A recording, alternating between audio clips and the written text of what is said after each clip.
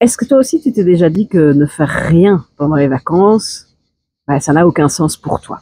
Alors je t'explique tout dans ce positif papotage du jour. Alors comme tu peux le voir, je suis toujours en vacances, hein, et pourtant je te fais toujours mes petites vidéos. Bref, tout ça pour te dire que, en fait, si tu choisis de ne rien faire en vacances, tu vas avoir tendance à culpabiliser parce que tu fais rien. Alors j'entends bien quand on est entrepreneur, auto-entrepreneur, petit indépendant et qu'on fait encore beaucoup de choses tout seul et soi-même et que notre activité professionnelle, c'est nous en fait pleinement.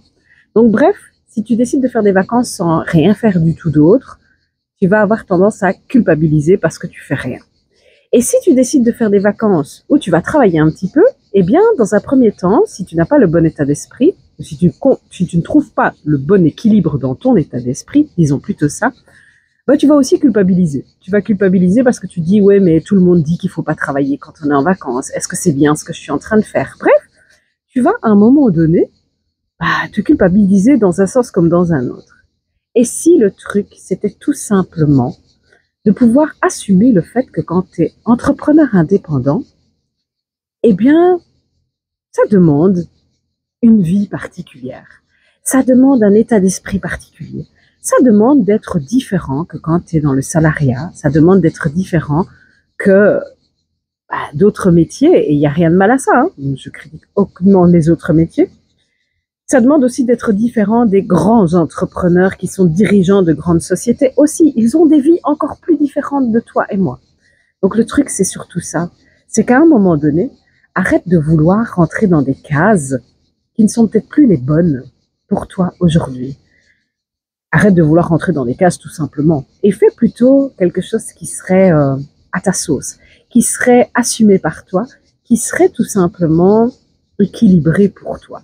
Et donc, si tu ressens le besoin de travailler en vacances, parce que tu préfères travailler en vacances que de culpabiliser parce que tu le fais pas, c'est ok. Et si tu préfères ne rien faire du tout pendant tes vacances, c'est ok aussi. La seule chose, c'est que quand on est entrepreneur indépendant, il faut comprendre que l'arrêt complet, ça a un prix. Et ne pas arrêter, ça a un prix aussi. Et c'est tout. Et c'est juste ça. Et à quelle dose tu veux aussi pouvoir travailler pendant tes vacances ou à quelle dose tu ne veux pas du tout travailler pendant tes vacances. C'est ça aussi l'équilibre que tu dois trouver.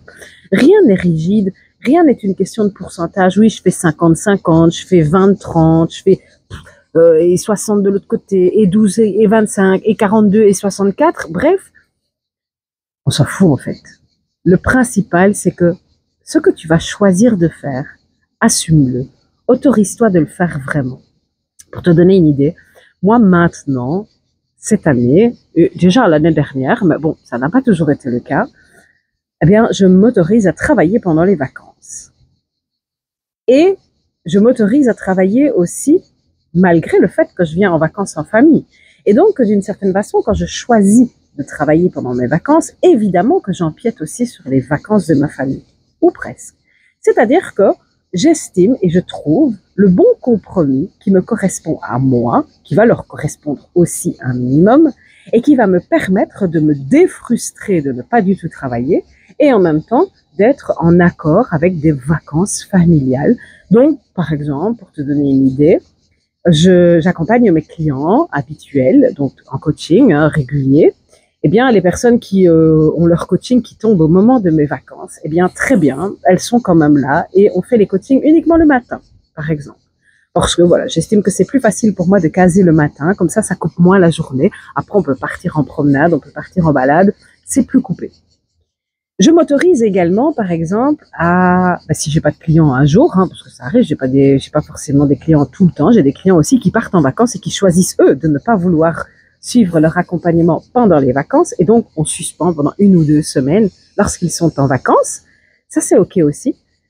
Et donc, les jours où je suis pas en vacances, eh bien, cette matinée, je fais la même chose. Je garde mon horaire de matinée et j'en profite pour, notamment, créer des vidéos, créer du contenu. Et je m'autorise aussi à un moment dans la journée, parce que j'estime que ça ne dérange personne et parce que j'estime que c'est un bon moment, parce que je le sens tout simplement, parce que je me sens bien à ce moment-là, exactement comme je suis en train de te tourner cette vidéo, eh ben j'en profite. Je sors mon petit micro et hop, je te fais une petite vidéo sur le smartphone. Aujourd'hui, on est à l'ère du numérique, mais on est à l'ère aussi du portable. du facile à véhiculer, du Wi-Fi partout, ou en tout cas de la 4G, de la 5G même maintenant. Donc, tu peux vraiment te permettre de laisser aller. Mais pour ça, il faut que tu t'autorises à le faire.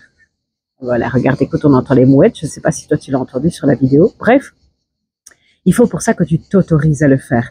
Et non pas que tu te battes en duel à l'intérieur de toi-même en te disant est-ce que c'est bien raisonnable de faire une vidéo là tout de suite à ce moment où je te parle?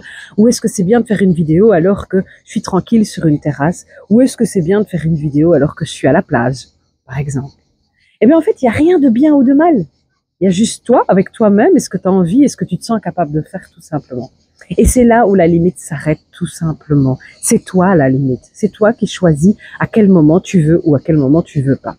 Mais ne rentre pas dans le jeu de « oui, mais il est dit que pour le bien-être, il ne faut pas travailler en vacances. Oui, mais il est dit que pour le bien-être, il faut quand même travailler en vacances. Oui, mais il est dit que si tu ne travailles pas du tout, tu vas foirer ta vie et tu seras jamais entrepreneur. » On en entend tellement des injonctions qui sont culpabilisantes sur le business en général.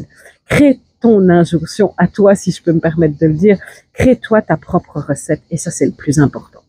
Voilà ce que j'avais envie de te laisser comme message aujourd'hui. Je te donne rendez-vous demain pour une petite story time de vacances évidemment, hein. Toujours et encore et avec grand plaisir.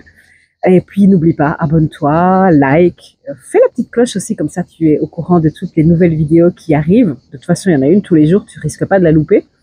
Et puis laisse un commentaire, donne-moi ton avis. Toi, comment tu fais pendant tes vacances? Est-ce que tu travailles encore? Est-ce que tu travailles pas un petit peu, beaucoup, passionnément, à la folie ou pas du tout? Bref, qu'est-ce que tu fais de tes vacances? Merci à toi en tout cas de m'avoir écouté et je te donne rendez-vous demain. Ciao, ciao!